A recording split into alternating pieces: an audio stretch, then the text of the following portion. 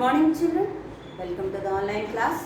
In this class we will discuss about the globe, a model of the earth. What is a globe? A globe is a small model of the earth.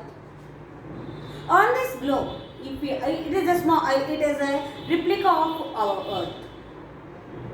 On this globe, to identify locations, we use some lines.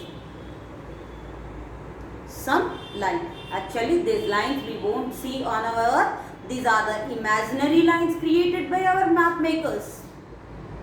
They use two types of lines. One is this horizontal lines they use.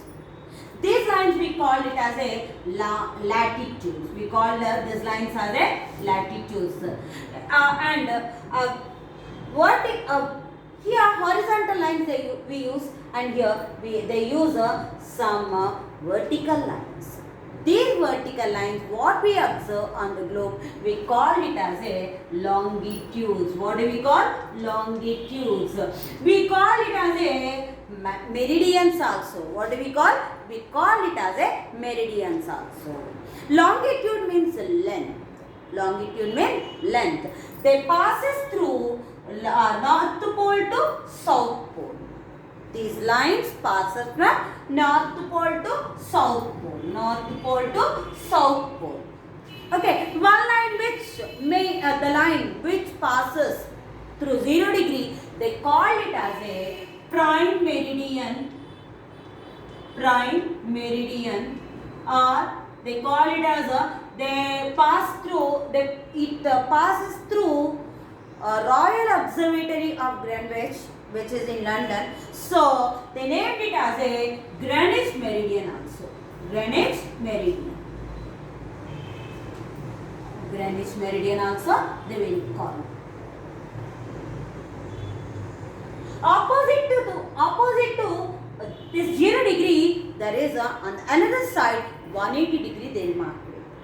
That 180 degree they named it as a international dateline. International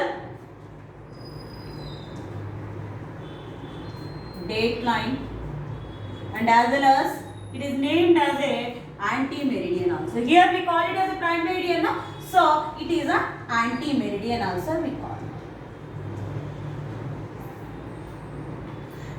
On the west side, on the east side of 0 degree to up to 180 degree, we named it as a eastern hemisphere. Eastern hemisphere. On the west side, from 0 degree to 180 degree, it is named as a western hemisphere. Western hemisphere and eastern hemisphere. And they made 180 lines in western hemisphere and 180 in eastern hemisphere, and these are 180 totally 360 meridians are given there. They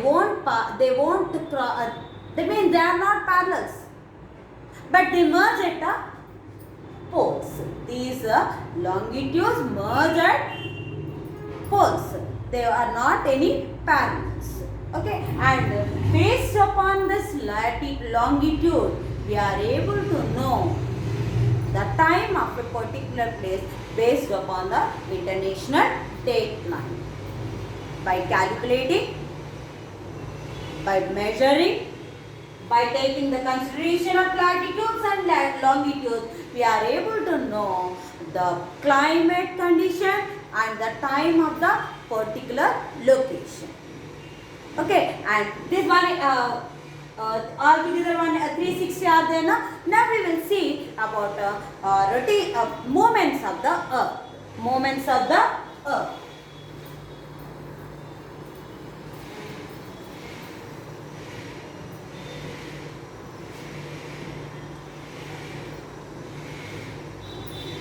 The movements of the earth are two types. The earth moves around the sun, so it moves around the sun. Not only moves around the sun, it also moves around itself. That is only movements of the earth. Movements of earth are two types. One is rotation, and another one is revolution.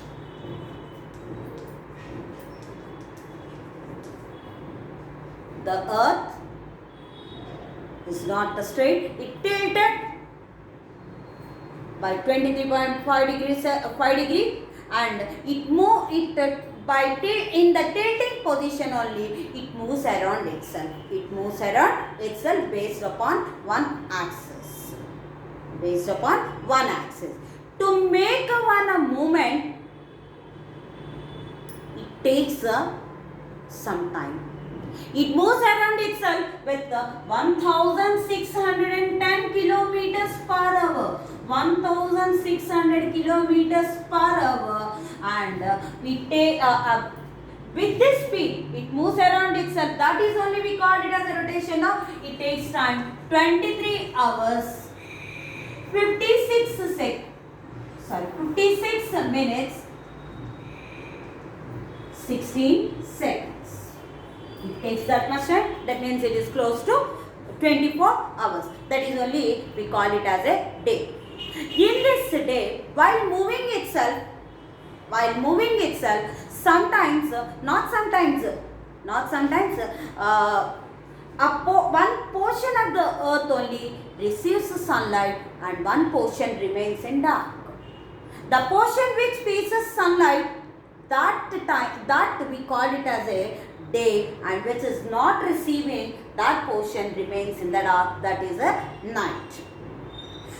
Again it is moving now. So at the time, in the movement only, we are able to get day and night. That means rotation causes day and night.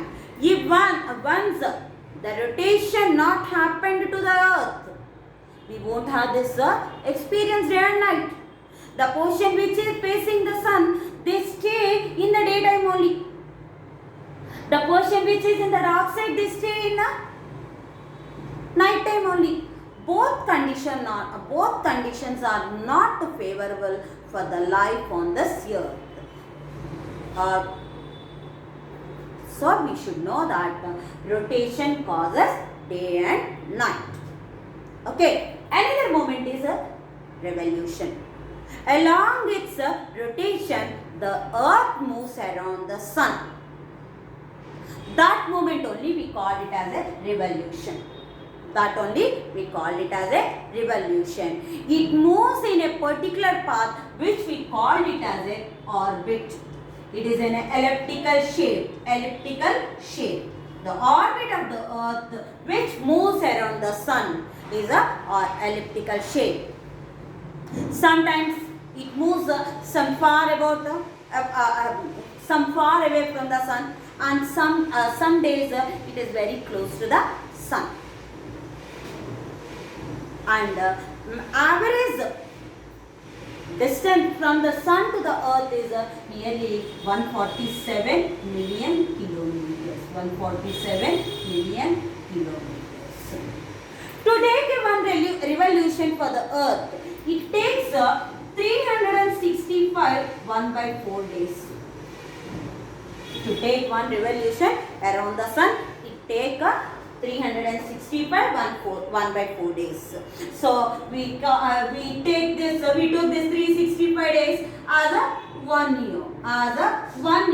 And the remaining 1/4 days, 1/4, this 1/4 for every 4 years it will come as a 1 day. So this 1 day we add to this 365.